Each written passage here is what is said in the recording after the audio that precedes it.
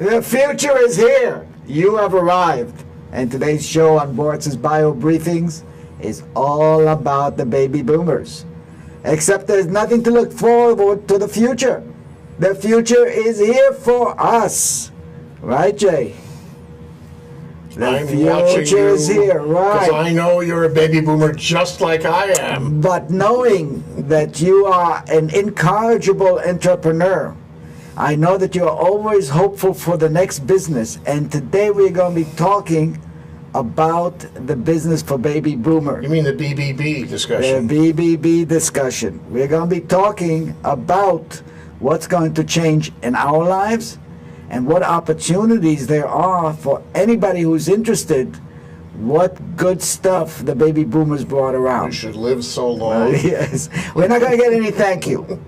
I just want to remind our watchers right here on Think Tech Hawaii, where we have our weekly Boards' bio briefings, everything from healthcare to science to biotechnology to pharmaceuticals to aging to medicine to Obamacare, whatever you want to. If you have suggestions, please send them to me. You can reach me at Dr. Rafi at Bioinformedical or at thinktechhawaii.com.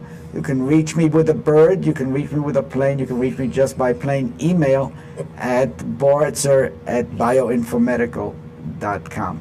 And if you want to, you can even reach me on LinkedIn. If you want to be my friend, I don't have many friends. My wife says it's because I better not tell you. But in any case, I want to be your friend, Dr. Rafi. Okay, thank you so much. I need all the friends I can get. So remember what we say on this show?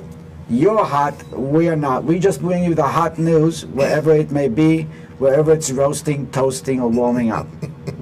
So what we're going to talk about, first let me regale you a little bit about our subject about the baby boomers and why I have a personal interest, aside from having reached the exalted stage of being a actually post-baby boomer by a couple of years. So I'm a little cheating on this, but don't let it ruin the effect.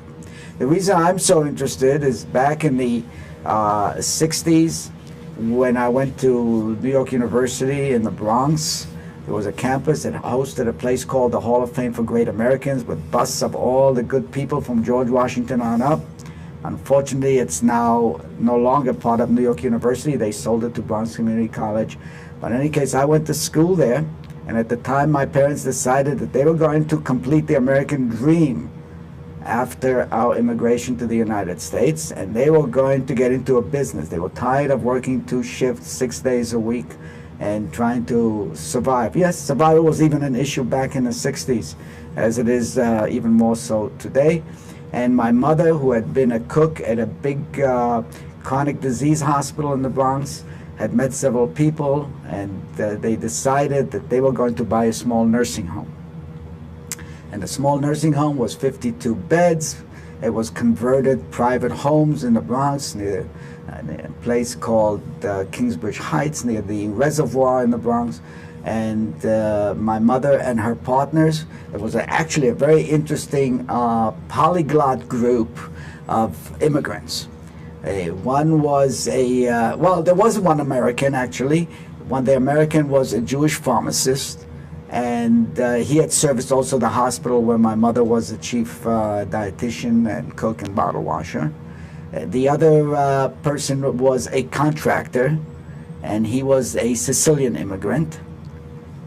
Why do contracting and Sicilians go together? I don't know, but just like contracting. Well, contracting. He built homes and houses and things like that. And the third person was, I believe, Polish, a Polish pharmacist. So here you got these group of 3 immigrants and an American pharmacist, and they decided to go into the business. They were all somehow involved in this. All these people went to the... Well, yeah, they were all involved. Yeah, there were 56 beds and 4 people are partners. You can imagine what a polyglot group this was. But they had all met at the Hebrew Home and Hospital for the Chronically Ill in the Bronx. They were all servicing one way or another. I guess in those days, and maybe even today, it's recognized that immigrants were less expensive labor than the local providers. Always the case. Yeah. The doctor wasn't completely licensed. The only person who was really fully licensed was the pharmacist, and of course they couldn't get around that.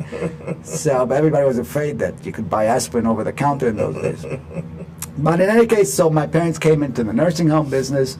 I went off to Hawaii to go to graduate school to study sociology. And when I came back, my parents said, "Could you help us? Because we have all these new rules. There were new laws called Medicare and Medicaid, and you had to conform to them." What year was this? This was in the 1966. And they said, so I was the interpreter for everybody to kind of figure out what was needed. The main authorities that governed health facilities, nursing homes, hospitals, and the like, was the state health department. But lo and behold, after they got all this working, my mother worked realistically about 18 hours a day as the general manager. The other ones all had their own jobs to do, and so they came and they were the owners. And then lo and behold, again, I'm leading you into this because the history of my involvement in long-term care is actually also the history of some of the laws that are in existence today. And one of the laws that was passed was Title 1819 of the New York State Code, the Health Code, and the other laws that were passed were the Medicare and Medicaid laws. And so that suddenly changed the whole picture, because instead of the state health department being the ultimate authority, they were actually just the police officers. They did not contribute to the business of long-term health care, and that was left to the federal government. The federal government, by virtue of giving them money. And the money we're talking about, one was the Medicaid law, which actually financed nursing home care for the indigent. Now you say, why would a law like this pass back in the 60s? Well, big social changes in America. The social changes were... Lyndon B. Johnson, for example. Even before Lyndon B. Johnson, there were social changes. As a sociologist, I must mention these changes because they were actually critical to the laws being passed, especially the Medicaid law. It used to be called welfare. So welfare was for the indigent, the immigrants who couldn't get a job perhaps, or people who were disabled, handicapped. A lot of the social, net that was in existence, let's say, after the 60s, didn't exist previously, except for Social Security and so on. But welfare was a city responsibility. Every city had a welfare department for the indigent. And for those who couldn't pay for their own medical care, they set up city hospitals. But eventually, this became too much of a responsibility. They became too big in numbers. But the real crux of the issue were two sociological facts. People started living longer. So no longer would they die off at the age of 50 or 60. They were living to 65. But they were no longer perhaps working. Perhaps they were retired. They had ailments. They didn't plan on it. There was no extra wealth. That was one issue. The other issue, sociological issue, was the return of the veterans from World War II. They went to college in the late 40s, early 50s. They built places like Levittown for their families, single-family homes. And guess what happens when you start, everybody wants to have a home? People assume that everybody always had a home in America. No, rentals were very popular. That's why we had laws like rent controls. New York City, everybody rents in New York City. But suddenly everybody wanted to move to the suburbs, away from the crime and the dirt and the lack of city services. They were going to build a wonderful house away and get away from all the problems. It didn't exactly work out that way, because now what happened was that the wife had to go also get a job. So which brought in more social movements, the feminist movements, and perhaps more relaxed social attitudes, and also mixing of groups between the suburbs and the city itself. So all these social changes, who suffered? It's always the old people. So who suffered? What did the Vietnam War have to do with that? The Vietnam War actually had very little to do with the old people, but World War II is when the veterans came back. I'm talking about the veterans from World War II. Of course, but I'm talking about the 60s. I see the 60s as defined by the Vietnam War. Right, but they were actually reaping the changes that had happened basically in the late 50s, the building of the Levittowns, the suburbs. Yeah, that's what that propelled. Was out of the late 50s. And suddenly, mom and dad, who you left behind to go to the suburbs, they're living in the inner city. But guess what happened to mom and dad? They got older. Yeah. And they needed care. Where was Junior, and where was Missy and Carol and Jenny and Susan? They were taking care of their husbands and the kids in the suburbs. Yeah. Even that idyllic little picture soon changed, because the mortgages required payment. And if you wanted to get a new car, as everybody promised you a Chevrolet apple pie and a home in the suburbs, how are you going to pay for it? Mortgages, low interest rates, mortgages, but someone has to pay the mortgages. The salary doesn't actually cover it. So all that brought the social changes, the American dream, that was the beginning of the hell. You know, that was the beginning of the problems that people didn't understand they were creating. We never understand when we live through a period that we're creating certain, inheritances for our next of kin, our children, grandchildren, and so on. So what happened was the older people, the aged, suddenly you need to take care of them in institutions where before they'd be taken care of at home. They were living a little longer, so they had different types of diseases. They no longer had a sudden heart attack or had bad arthritis that they couldn't walk, or they fell and broke their hip, and that was the end. That was the demise. Medical things happen, changes happen, diagnostics change. Now there's also money to pay for it from the Medicaid program to support. So somehow you keep this thing going. The next thing that happened in the law was Medicare. Suddenly, for those people who are lucky enough to live past 65, there's also coverage for disasters and so on. This is what created in the 60s the federal laws of Medicare and Medicaid and propelled the old age industry. This prepared the grounds for the baby boomers. Those who were born during the 60s, they are today the baby boomers who are suddenly looking back and say, how did all this happen? What's going on? And it's always the instinct in society or groups to blame it on someone else. It's always somebody else's fault. It's never us. It's never our desires and so on. Just as an aside, even if you remember the gas crisis in the early 80s, suddenly it's no one else's fault. Well, if you're driving a car that gets 8 miles per gallon, yes, it is your fault. You know, so the demand and so. But going back to the nursing home, so my parents suddenly had a property that was licensed to be a long-term care facility called a nursing home. I'll get back to the story and you'll see exactly what happened. It changed their life and changed my life as well. We'll be right back. You're watching Boris's Bio Briefings right here on Think Tech Hawaii. My guest is Jay Fidel. And I'm having a nice afternoon with Rafi. And we'll be back in 1 minute. I'm Hong Jiang, host for Asia in Review on Tuesdays. And I'm David Day, host for Asian Review on Thursdays. Both of us broadcast our respective shows at 4 p.m. And my topics tend to deal with questions related to environment, culture, history, and sometimes human rights. And my shows tend to be on international business, foreign policy, geopolitics, and national security. And you can watch our shows live on the ThinkTech website at thinktechhawaii.com. And you can also watch us on YouTube or Olalo. So come join us on Thursdays at 4 p.m. I'm David Day. And on Tuesdays at 4 p.m., I'm Hong Jiang. Aloha. You're watching Boris's Bio Briefing right here on Think Tech Hawaii with my special guest today, Jay Fidel, reminiscing about the beginning of the baby boomer era.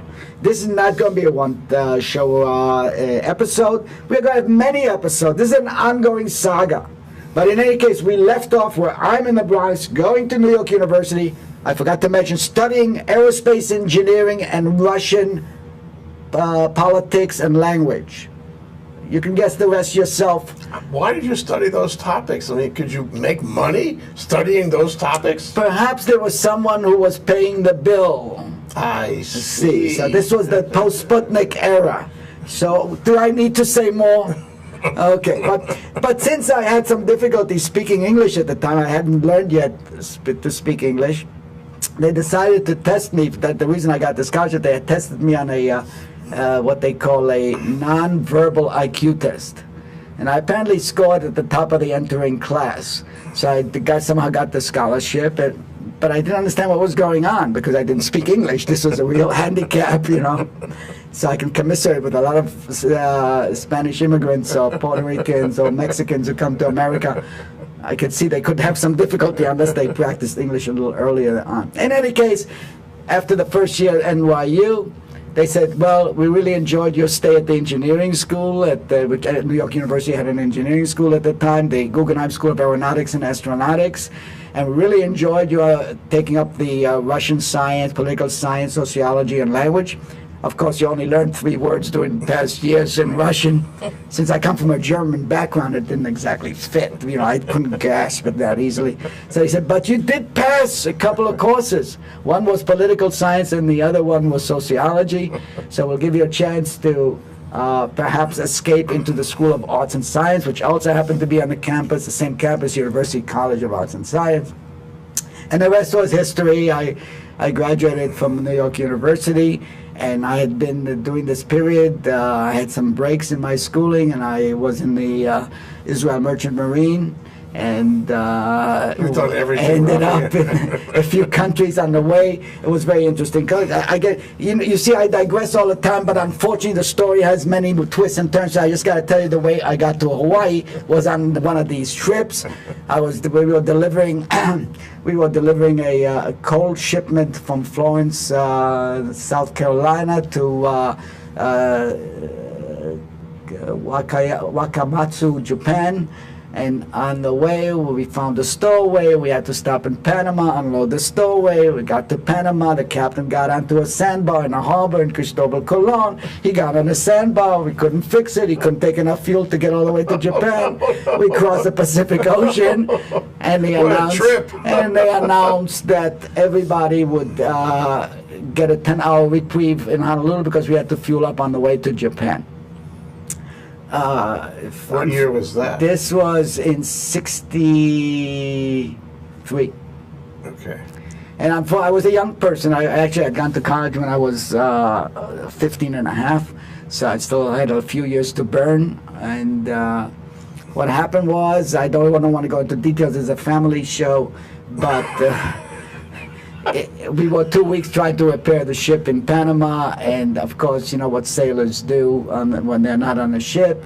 I'm not going to ask you what sailors do. Right. Well, I wanted to do whatever sailors do, but I had no money to do what sailors do, so I didn't do what sailors do and stayed on the ship with the captain and his wife and the dog, and so this is when I was in Panama. But when we got to Hawaii, there was a payoff.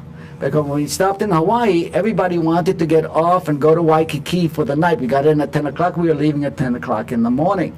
So they all wanted to get off. Well, they said, first you have to go to the dining room where you will be inspected by the Coast Guard public health doctor before you can go ashore. And guess what? We get off there. Everybody says, you know, undo what? And the doctor says, uh-oh, only Rafi, the captain, and his wife can go ashore. Well, they didn't check the dog, but so we got ashore. So anyway, so that was my introduction to Hawaii. 2 years later. If you're not following the exact action here, you can contact Rafi. Okay. Boritzer at bioinformedical.com. Bioinformedical. Twitter, Dr. Rafi at Bioinformedical. And he will Twitter. explain all this. Anyway, so here we are. I've seen Hawaii. I walked 12 hours. I went from Coco's coffee shop all the way to Diamond Head, back and forth about three times in the night. So then it was dawn, and I said, I have to go back. And so I went back. It was on Nimitz Highway, I think Pier 30 we were docked at. And I forgot all about it. Been to Japan, Philippines, Hong Kong, Korea, a few other places. Came back, and then I finished the university. And then I said, well, I want to start, you know, I've seen all these races, you know, Orientals and blacks, and I've been all over. Seeing different groups of people who are not Jews or Americans or Europeans or whatever. And I said, maybe what I need to do is study race relations. I specialized in sociology, but after I graduated New York University, one of my professors, Dennis Wrong, a really famous demographer from Canada, and he said, you know what, why don't you come and study demography with me at the New School for Social Research, which was one of the premier theoretical schools in the world. That was relatively new in the 60s, right. Huh? Well, it was set up in '38. All the refugees from Germany, all the Jewish professors who were escaping the Nazis set this up in New York City. Part of the social work movement, wasn't it? No, it was part of the philosophy. Right, so the social research, but it was basically the 5 disciplines: sociology and the political science, philosophy, economics, and there was one more. How interesting. Where was it located? At Fifth Avenue, 12th Street and Fifth Avenue in New York City. It was called the Graduate Faculty. And so I went there. I said, no, let me go. I said, I got to study race relations in Hawaii first. And so I applied. My grades were not fantastic. I always tell this to my students at the university. I wasn't fantastic. In fact, I was pretty non-fantastic. But the University of Hawaii was gracious enough to let me in, saying that if I had gone as a non-matriculated student, then I could build up an average for the first year, and that they would let me in as matriculated student in sociology. And guess who was my graduate assistant? A gentleman with a ponytail. His name was Neil Abercrombie, because he was in the sociology department. Oh, and then I had another friend of mine, and he is a famous attorney in Honolulu, Vernon Wu, and he and I were both sociology grad students. He went on to Harvard Law School, and I eventually, trying to stay out of the draft, went to the New School for Social Research. And those were the days. So I was 2 years in Hawaii at that time, and I said, I'm coming back here. If it wasn't for the Vietnam War, I would have stayed, but I had some other important appointments at the time. Anyway, so I came back to New York. My parents asked if I could help them with a nursing home, and that gets us back on track. So we start doing it. As I said, the new laws just came into effect, and they were approached by an investor who said, listen, you have a license to build 200 beds nursing home. You have 56 beds. Are you going to use that license? Because the federal government and the state said, no, we need new facilities. Yet they came in with a big warehousing approach, which later turned out to be a really big mistake, but at the time it seemed like a good idea. Bigger is better, larger, all new, you know, except it also destroyed a lot of the feeling of devotion on the part of the staff. I mean, most of the nurses, aides, a helper and everything, even my mother, who was not only the administrator, she was also the chief cook and everything. It was like a family. It was like a family. Everybody felt devoted to the chronically ill and to the aged, and it was, you know, 56 people. You knew everybody. I would on Christmas play Santa Claus, put on the costume and give presents out. You know. I can see it. You can see it. Obviously, I had, you know, I had to grow a little bit of a beard. It was a bit difficult at the time, but it worked out. So, you know, and suddenly we ended up, and actually we ended up with 400 beds with several levels of care, and then I decided I wanted to go back to Israel, and so I went back, but before that I said I need a little more experience. I worked 1 year at a place called Montefiore Hospital Medical Center, and because I had some teaching background from Hawaii, I taught at Palolo Intermediate when I went to graduate school as a substitute teacher, and I also taught at the Waioli School for Delinquent Boys in Kaimuki, and I also taught at Pacific Prep Academy, which used to be over in Makiki, next to the Lutheran Church. So I had some teaching experience. So my mother knew the hospital director, and she said, you know, my son is looking for some experience in the medical field because he's been helping us with the nursing home, but he doesn't really, you know, he has a degree in sociology. So, of course, the director said, yeah, I understand, you know, very sympathetic, like, why would anybody have a degree in sociology, you know, because my late father used to always say, oh, my son is a social worker. That used to really make me happy when he'd say that, because my sister was a social worker. And it was like, I knew what social workers did, and I don't want to say anything. Anyway, so, but eventually he understood that so I went to the new school, got a master's degree, then started my PhD. Went to Israel, got it and in Montefiore Hospital, I met my future boss in Israel, and he was the administrator of a hospital called the Negev Central Hospital, which was the desert hospital in Israel. And he said, you know what, drop all this, be my assistant administrator there. So I got on a plane, got there, then I was drafted, you know, over there, and things happened, and before you know it, I was the director of emergency medical services in Israel, and I was only like 26. Move, yeah. Things moved rather quickly, and then we hosted. What year was this? This was 73. And then I decided I needed more education, so I went to became a medical anthropologist at the Hadassah Medical School. And went undercover as a medical student for 4 years. I hope you guys are taking notes, because it's very hard to actually get a. And there's no timeline, because I did a lot of things. Timeline on this without taking notes. Well, anyway, so I went through 4 years of medical school. We wrote a book, Entering Medicine, Transitional Values, and so on. I wasn't the author. I was just one of the researchers. Very interesting. Then I got a call from America to build 17 nursing homes. And so somehow I got into the business. 7,000 beds later, I thought I kind of understood the nursing home business and long-term care. And I said, I was working as a consultant, but I didn't have business credential except experience. So what I did was get an MBA. I went to Fairleigh Dickinson University because the parking was good at night after I finished work during the day. Got my MBA. And I'll just finish off and tell you the rest.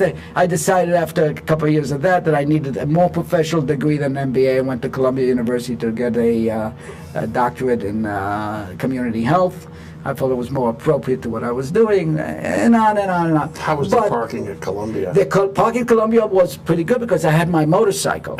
And I remember when the night before I defended my dissertation, which had to do with the quality of care in nursing homes, I actually parked between 2 cars, came out of the defense, and it snowed for 4 hours. My motorcycle was buried. I had to shovel it for 3 hours out between 2 cars, drive in the snow, and I said, I'm out of here. I'm on my way to Hawaii. And the rest, again, will continue right after our break. We were watching boards and bio briefings right here. We were reminiscing about my favorite topic, me. But be that as it may, but we'll be right back. Don't go away. You're watching Boards' bio briefs right here on Think Tech Hawaii. Come back. Don't leave. I'm watching you. I'm Hong Jiang. I'm hosting Tuesdays Asia in Review at Think Tech Hawaii between 4 to 5 p.m.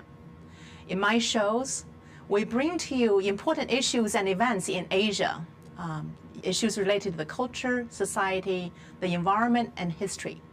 We want you to be more connected to events happening in Asia and in the world. So see you there. Aloha, I'm Maria Kashem of Think Tech Hawaii, and I want to tell you about our Think Tech talk shows.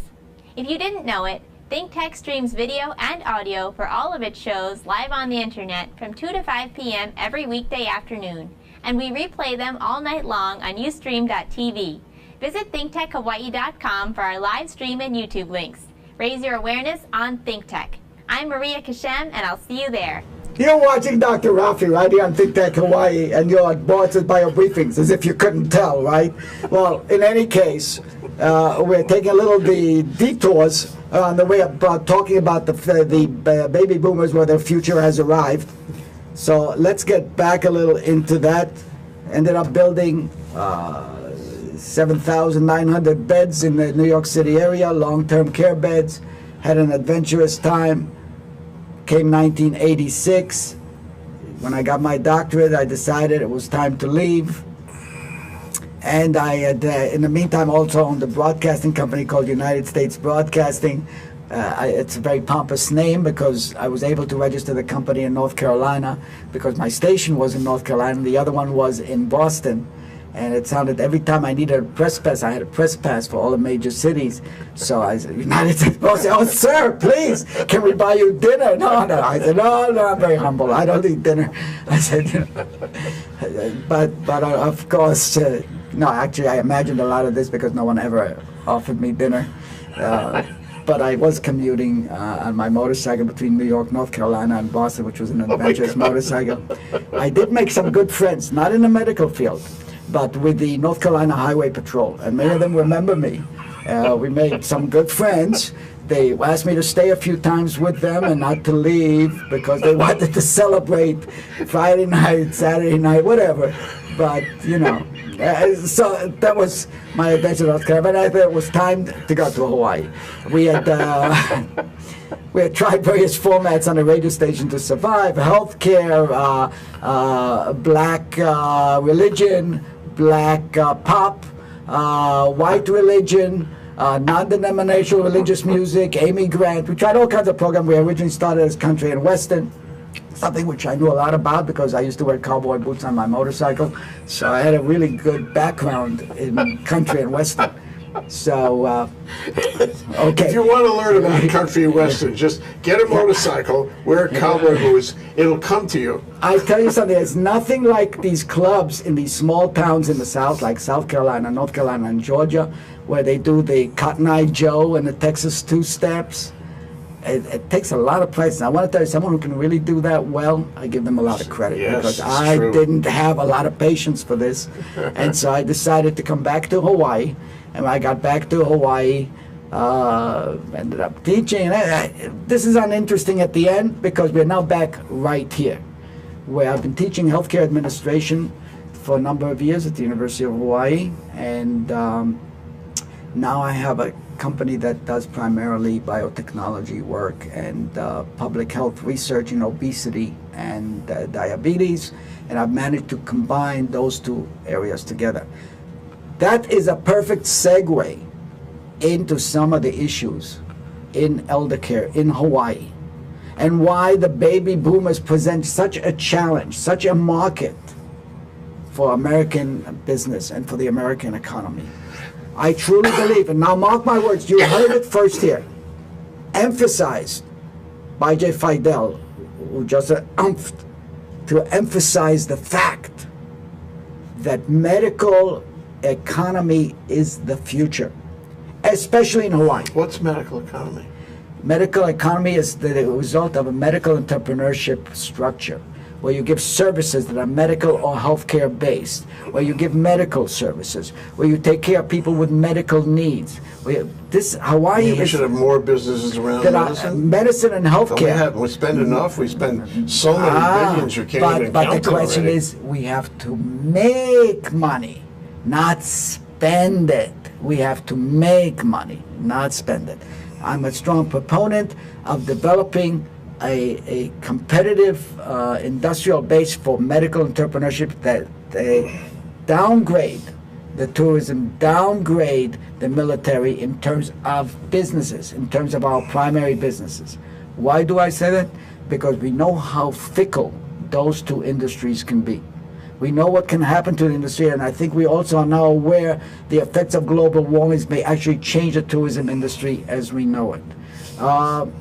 And also the lack of having water-based activities such as boating and there's many other water-based activities in Hawaii. It gives it other venues to express itself, that type of tourism. So while tourism is an essential part of this economy, and the military I know is the linchpin of our economy, I think that to be dependent upon it long term as the only industries is a big mistake. I think we have to develop an entrepreneurial base. I'll just give you an idea. Some of the things like... Did we try this already? Where did we try this? We wanted to bring tourists in for health tourism. What I mean is they would come here for health services and they would also be a tourist. Yeah. And, you know, like other places do this too, and become an institute. Right. You're talking about medical tourism. I'm talking about tourism that has a medical component. I'm not talking about doing plastic surgery. I'm talking about taking care of some real issues, developing models that work. One of the things that we have never focused on is Hawaii's role in the Pacific. Hawaii has let that role, the leadership role, whether it is in industry, whether it is in education, whether it's in healthcare, whether it's in security, has given that to the universities in California, Oregon, and Washington State. For some reason, we decided that's not important for us to have that leadership role. That's really too bad. You know, it's interesting. I went to see diagnostic laboratories one time, testing and all this, and I found that they do testing for the whole Pacific. That there's, you know, specimens are flown into them, and they test and they send reports back. So that in terms of diagnostic laboratory work, we are kind of a hub. But as you say, in terms of medicine, we are not kind of a hub. We're on the cusp now. That possibility. Yeah. We're on the edge of advances in medicine that make it possible for us to serve as a focus.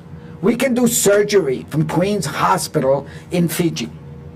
And I've been to the hospital and medical these school. machines. But those only a small part. I mean, do you know that there are people living in Hawaii who are top radiologists on the mainland and never leave Hawaii? They do all their readings on the computers. That's the beauty of radiology. But it's going to be like this everywhere. It's going to be all over medicine. And if we don't do it, we lose it. Not only that, one of the biggest things, we have all these war vets that are coming back without limbs. We see requests for donations, for support. Every holiday, whether it's Memorial Day, Independence Day, or some other, support the troops. But what better way than support the troops? First of all, as becoming the place to make them feel at home. I mean, everybody dreams about Hawaii as the spectacular. Why not have the top rehab facility here? I know that NYU rehab, medical rehab. What about retirement homes? You're an expert in retirement homes. That's right. Well, why don't we have more retirement homes? why is? I'll give you an example. I know that I'm probably going to have. I'm gonna press on that I'm going to be question. marked for a contract that someone's going to put a hit on me. I know, but if you look at Makaha, for instance, there's that big hotel that failed years ago. Why isn't that becoming a school for rehabilitative medicine professions? Why isn't that becoming a rehab center? Why isn't that becoming a center for experimental geriatrics? Why not? What's there now? They're going to build another hotel for the golf course, condominium apartments. Okay. So this is what we needed. This is going to expand so we can have more maids and cleaning personnel. I want to see our young people trained to be in professions that we're just now dreaming about, or we are planning now. Why not? Gee, I think you've identified the need, and you've identified the status of the matter, which is we're not meeting the need. Right. So what do we do now? I'll tell you, as soon as we come back, you're watching Boyd's Bio Briefing. We're going to be right back, and you stay there. I'm watching you. Aloha, I'm Jay Fidel. This is Think Tech Hawaii, broadcasting live from the Pioneer Plaza in downtown Honolulu. We raise public awareness about tech, energy, and globalism in Hawaii. Technology is critical to our state. A vibrant tech sector will give us new prospects in the global marketplace and will offer great careers and make our economy more resilient. Streaming live on Ustream and Spreaker, ThinkTech allows its hosts and guests invaluable opportunities to report important events and discuss important questions, and to be heard here in Hawaii and around the world. You can find links to our live streams on thinktechhawaii.com or on our mobile website, m.thinktechhawaii.com. And you can see our archive on YouTube. It's all just a click away. We want to do whatever we can to keep Hawaii relevant, connected, and thriving in the complexity of the 21st century. We hope you will help us in those efforts. Tune in today. This is ThinkTech. I'm Jay Fidel. Joe, I saw you get up and going to the fridge for a beer. I told you, do not leave. We are watching you. We have to wait. This is Cyberscope. You don't know what Cyberscope is? I was hoping you would, because I have no clue what I'm talking about. So, in any case, you're watching Boys with Bio Briefing. Our talk today is about my personal journey to geriatrics, how I got so old so quickly. And if you feel the same way, let me tell you, here's the good news. We've been talking about possibilities of invigorating Hawaii's moribund economy. And I don't mean that we don't have enough to eat. I don't mean that we're in danger of poverty on the street, in danger of being swamped by 7,000 homeless. No, nothing like this is going to happen. Oh, you said it has happened? Oh, why didn't anybody tell me? So, I'll give you an example. One of the things that I see. In a few years that I lived in the Middle East, quite a number of years, every time there was a disaster, several countries had emergency hospitals, emergency programs that they could put into effect within 24 to 72 hours, especially in the case of the earthquake in Turkey and so on. Emergency hospital that came all ready to go in containers, like the Matson containers. Okay? I think the Matson containers are the most amazing thing, especially when they weigh down a little. They're no longer useful as containers. I think they can make terrific homes. I think they can make terrific projects for people to practice on their imagination and contribution to society. I think we can teach people how to do computerized welding. I mean, I think we can do so many things to provide so many services with so many strands and ancillary things. But we've got to believe not only in the mission, we got to believe in ourselves. You know, and we got to stop drinking at the milkshake bar. You've got to go and pick up the stick and dig the ground. And the same is when I'm talking about medical entrepreneurship, I'm also talking about the baby boomers. And that's why this is not a one-trick pony that we are showing today. Just talking today about the elderly and the opportunities, the market, it's only the beginning. I'll give you an example. 8 years ago, there was a brand new site on the web. And it really just epitomized the coming of the baby boomers. Can you think of what site changed things for a lot of people? WebMD. This is I remember that, and you're right. That's true. This is the first generation. When I talk about the baby boomers, I want you to know that this is the first generation in history where people have been aware that they have control over their longevity in life. Is this still working, WebMD? Yes.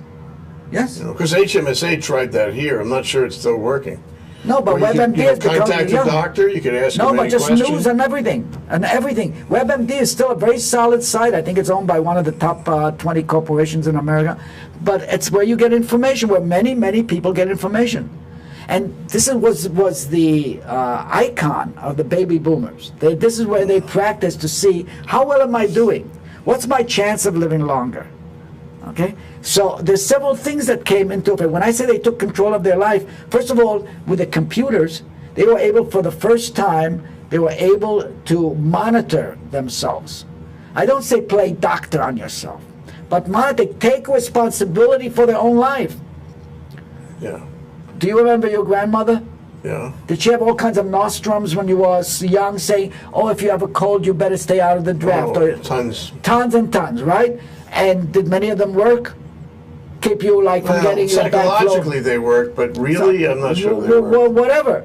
But we don't have those relationships. So we need an outside area. We need an outside source of responsibility and accountability, and a source that we trust. Well, also, we want to be in touch with the latest technology. That's right. Which my grandmother didn't know anything about. Right, but I'm a lot more comfortable if I'm talking to somebody who presumably knows the latest technology. Yeah, but there were a lot of technologies that doctors gave you that no one knew what they were talking about, and they gave it to you. Well, that's part of the baby experience. That's what makes the legal profession possible. I mean, a lot of lawyers got to work on that.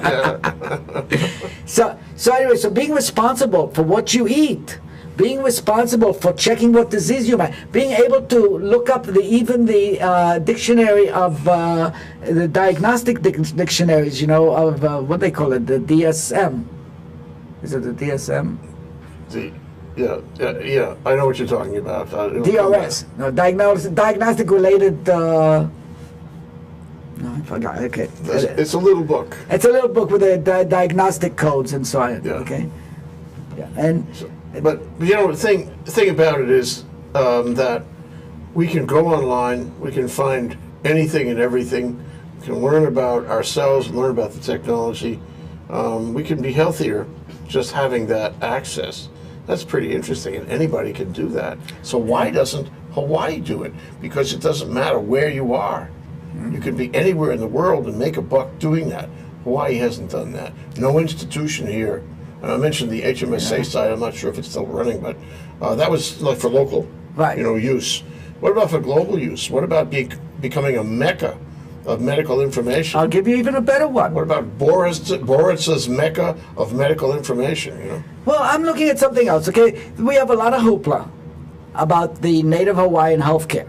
Okay, the late Senator Inouye got a lot of funds, directly or indirectly, funded into there.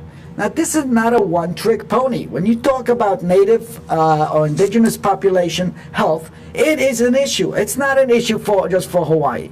It's even a bigger issue if you look at Hawaii, at the Indians, if you look at the Eskimos. They're in worship. They didn't have a Senator Inouye looking after their needs and setting up institutions. Look at Australia, New Zealand, you look at Fiji, all these areas with indigenous population with the same type of issues. Okay? Now, Why aren't we taking the lead?